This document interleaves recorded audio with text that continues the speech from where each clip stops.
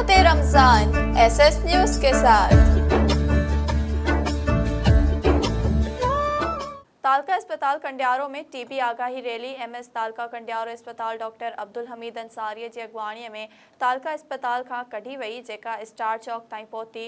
Rally में DLS Salim Abbasi, doctor दीदार Memon, lady health worker प्रोग्रामन जो डायरेक्टर डॉक्टर दीदार अली मेमण, ICDC थरीअ जे CSO इम्तियाज़ सोलंगी, DLS सलीम अब्बासी का अलावा वॾे अंग में माण्हुनि शिरकत कई। उन मौके ते डॉक्टर अब्दुल हमीद अंसारी ऐं DLS सलीम अब्बासी चयो त टीबी हिकु ख़तरनाक ऐं विचणंदड़ बीमारी आहे जेका खंघ ऐं निछ ॾियण खां हवा जे ज़रिए हिकु माण्हूअ खां ॿिए माण्हूअ खे मुतासिर करे थी, जंहिंजो टेस्टूं ऐं इलाज पूरे मुल्क में मुफ़्त आहे। डॉक्टर अब्दुल हमीद अंसारी चयो त असां सभिनी खे गॾिजी कमु करणो पवंदो। ठारू शाह में मासूम नीगर पाणीअ जी बोरिंग वारे होद में ॿुॾी फौत थी वियो। ॻोठ कोड़ीअ जा भाणवासी 7 वरियनि जो मासूम नीगर शकील अहमद सोलंकी ॻोठ माहीअ जे भाण में ज़मीन ते लॻल पाणीअ जी बोरिंग जे होद में अचानक पेर तिरकण सबबि ॿुॾी वियो। कणक जो लाबारो कंदड़ पोरियतनि मासूम नीगर खे होद में ॿुॾंदे ॾिसी ॿाहिरि कढी रूरल हेल्थ सेंटर मुंतक़िल कयो, जिथे डॉक्टरनि मासूम नीगर जे फौत थियण जी तस्दीक कई। फौती नीगर जो लाश ज़रूरी कानूनी कार्रवाई बाद वारिसनि हवाले कयो वियो। लाश घर पहुतो त कोहराम मची वियो। तलहार में शहरनि बाअसर माण्हुनि जी ॾाढाइनि ख़िलाफ़ एहतजाजी मुज़ाहिरो कयो आहे। तलहार में शहीद बेनज़ीर कॉलोनीअ जे रहवासियुनि शबीर मारूई, मरियम साहिबा मजीद ऐं ॿियनि एहतजाज दौरान मीडिया सां ॻाल्हाईंदे चयो त असां शहीद भुट्टो जे दौर खां हिते आबाद आहियूं। प्लाट असांखे अलाट थियल आहिनि, जॾहिं त बाअसर असांजे प्लाट ते कब्ज़ो करे कूड़ा केस दाख़िल करे लॾाइण चाहिनि था। हिननि चयो त असां ग़रीब आहियूं, बाअसर माण्हू असांखे क़तल जूं धमकियूं ॾेई रहिया आहिनि। असां SSP बदीन ऐं वस वारनि खे अपील कयूं था त असांजे प्लाट ते कब्ज़ो कंदड़नि ख़िलाफ़ कार्रवाई करे असां सां इंसाफ़ कयो वञे।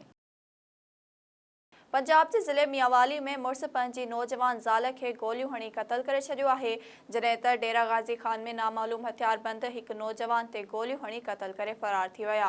मुरीद हुसैन टामरीअ जी रिपोर्ट मूजिबि मियांवाली सदर थाणे जी हद में जवाबदार नदीम पंहिंजी 22 वरियनि जी नौजवान ज़ाल खे पिस्टल जा फायर करे मौक़े ते क़तल करे फ़रार थी वियो। इतला ते सदर थाणे जी पुलिस वाक़े वारे हंधि पहुची लाश खे पोस्टमार्टम लाइ मियांवाली सरकारी अस्पताल मुंतक़िल करे छॾियो। पुलिस जो चवणु आहे त 2 ॾींहं अॻु क़तल थियल औरत हिकु ॿार खे जनमु ॾिनो हो।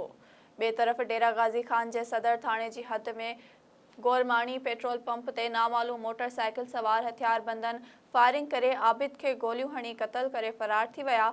डेरा गाज़ी खान सदर थाणे जी पुलिस लाश खे सरकारी अस्पताल मुंतक़िल कंदे ॿुधायो त नौजवान खे क़तल करण जो कारण मालूम न थी सघियो आहे, जंहिं जी जांच कई पई वञे। जैकमाबाद में ॻोठाणनि बलोचिस्तान पुलिस जे घरनि ते चढ़ाई ख़िलाफ़ एहतजाजी मुज़ाहिरो करे धरणो हयो आहे। जैकमाबाद मां राशिद अली खाराणीअ जी रिपोर्ट मूजिबि ॻोठ शफ़ी मोहम्मद लहर जे रहवासियुनि ॻोठ ते चढ़ाई करण वारे अमल ते औरतुनि ऐं मर्दनि क़ौमी शाहरा ते धरणो हणी रोड ब्लॉक करे छॾियो। उन मौक़े ते बशीर अहमद लोहर, अकरम फौजान, सईद लोहर मीडिया सां ॻाल्हाईंदे चयो त बलोचिस्तान जे डेरा अल हयार पुलिस असांजे ॻोठ शफ़ी मोहम्मद लोहर ते बिना जवाज़ चढ़ाई करे असांजे घरनि मां 13 लख रुपया रोक रक़म 6 तोला सोनपुर करे हिकु गाॾी काहे वई आहे। हिननि मुतालबो कयो त डेरा अल हयार पुलिस ते केस दाख़िल करे असांजो सामान वापसि करायो वञे। तलहार में मीरवाह गोरचाणीअ जे सीनियर सहाफ़ी मुज़फ़र नूहाणीअ खे धमकियूं ॾियण ख़िलाफ़ तलहार जे साफ़ में एहतजाजी मुज़ाहिरो कयो। तलहार मां पहलवान लाशरिया जी रिपोर्ट मूजिबि सहाफ़ी मुज़फ़र नूहाणीअ खे मंशियात फ़रोशनि तरफ़ां तलहार प्रेस क्लब अॻियां सहाफ़ियुनि एहतजाजी मुज़ाहिरो करे नारेबाज़ी कई। उन मौक़े ते सहाफ़ी सिद्दीक़ थेबो, मंजीलाल, हुसैन गोपांग, रुस्तम कहेरी, ज़फ़रुल्ला थेबो, सजाद चांडियो, असलम लगारी, जिब्रान टालपुर, पहलवान लाशारी ऐं ॿियनि चयो त सिंध में सहाफ़ी बिरादरी अदम तहफ़्फ़ुज़ जो शिकार आहे। सहाफ़ी मुज़फ़र नूहाणी खे मंशियात फ़रोशनि पारां धमकाइण जी सख़्त लफ़्ज़नि में मज़म्मत कयूं था। हिननि वॾे वज़ीर खां मुतालबो कयो त मुज़फ़र नूहाणी खे तहफ़्फ़ुज़ फ़राहम करे मंशियात फ़रोशनि ख़िलाफ़ कार्रवाई कई वञे। खैरपुर नाथन शाह में धरती धणी तहरीक जे अॻवाननि ऐं शहरनि ॿोॾ सबबि लॻल घारा बंदि न थियण ऐं बंदनि जे कमनि में मुबैना करप्शन ख़िलाफ़ कॉलेज खां बस स्टॉप ताईं रैली कढी। खैरपुर नाथन शाह मां शफ़ीक़ ज़मान लगारीअ जी रिपोर्ट मूजिबि ॿोॾ दौरान दिफ़ाई लाइनुनि, FP बंदि, MNV ड्रेन, सुप्रियो बंदि ऐं ख़ुदा वाह खे लॻल घारा बंदि न थियण ऐं बंदनि जे कम में मुबैना करप्शन ख़िलाफ़ आफ़ताब गाॾही, मुश्ताक चांडियो, सराज पमहर, मुनवर खोखर ऐं महबूब चांडियो जी अॻवाणीअ में कॉलेज खां बस स्टॉप ताईं एहतिजाजी रैली कढी नारेबाज़ी कई वई। उन मौक़े ते अॻवाणनि मीडिया सां ॻाल्हाईंदे चयो त बंद जा घारा बंदि करण लाइ करोड़े रुपया जारी कया विया, पर ₹1 जो बि कमु नाहे थी सघियो। हिननि वधीक चयो त आबपाशी वारा करप्शन करण में पूरा आहिनि।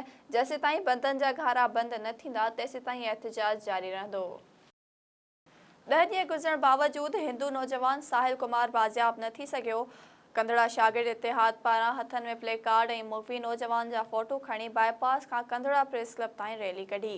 सखर जे एडी घुनिया रिपोर्ट मूजिबि साहिल कुमार जी बाज़ियाबी ऐं शहर में अमन बहाल करण लाइ छिती नारेबाज़ी कई वई। शागिर्द इतिहाद जे अॻवाणनि कामरेड वज़ीर लाशारी मुजिबुर रहमान कटपर समेत ॿियनि शागिर्दनि जो चवणु हो त पुलिस मुग़वी नौजवान साहिल कुमार आरेजा जी बाज़ियाबीअ लाइ के बि सघारा क़दम नाहिनि खयां। SSP सखर संघार अली मलिक बि रुगो ड्रामाई अंदाज़ में ठला दिलासा ॾिना त जल्दी मुग़वी खे बाज़ियाब करायो वेंदो।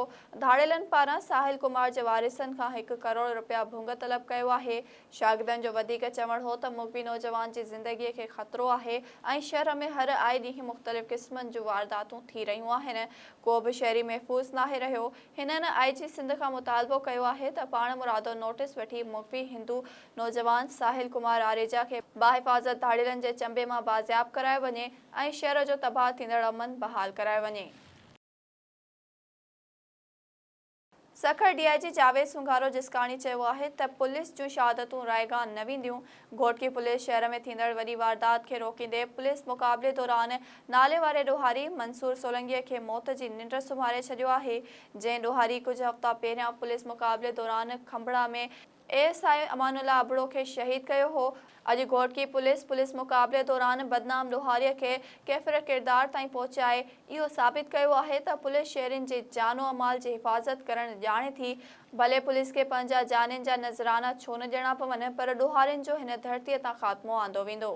DIG जावेद सुंघारो जिसकाणी जो वधीक चवणु हो त ॾोहारी जो तालुक़ कश्मोर सां हो, जंहिं वटां असलहो पिणु बरामद थियो आहे, जेको ॾोहारी सिंध ऐं पंजाब पुलिस खे धाड़नि, चोरनि, अगवाकारनि ऐं पुलिस मुक़ाबलनि समेत इंतिहाई संगीन वारदातुनि में घुर्बल हो।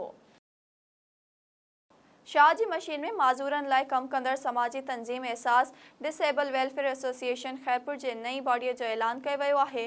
रिपोर्टर नज़ीर सोलंकी मूजिबि डिसेबल वेलफेयर एसोसिएशन खैरपुर जे अहम गॾजाणी मोहम्मद मूसा सैतो जी सदारत हेठि थी, जंहिंमें तंज़ीम जी नई एग्ज़ीक्यूटिव कमेटी जोड़ी वई। जंहिं मुताबिक़ मोहम्मद मूसा सदर, अरशद अली सीनियर नायब सदर, अल्लाह बचायो नायब सदर, Nematullah Ali general secretary, Irfan Ali joint secretary, Asif Ali खजानची, अब्दुल जब्बार प्रेस सेक्रेटरी ऐं शौकत अली इंफॉर्मेशन सेक्रेटरी शामिल आहिनि।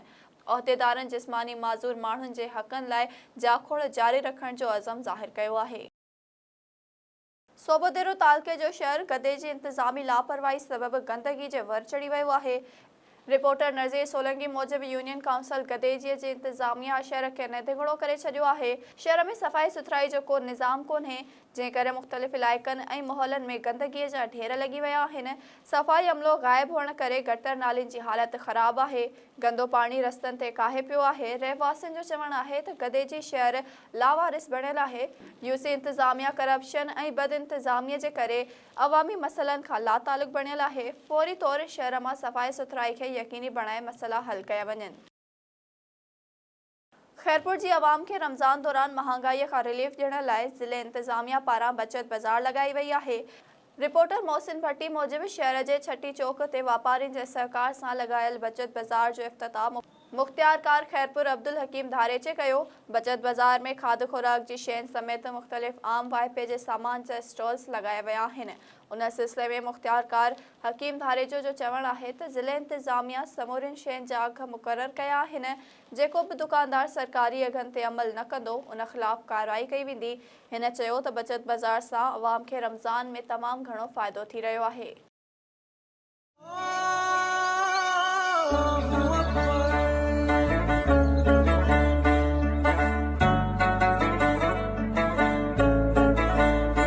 रहमते रमज़ान SS न्यूज़ के साथ।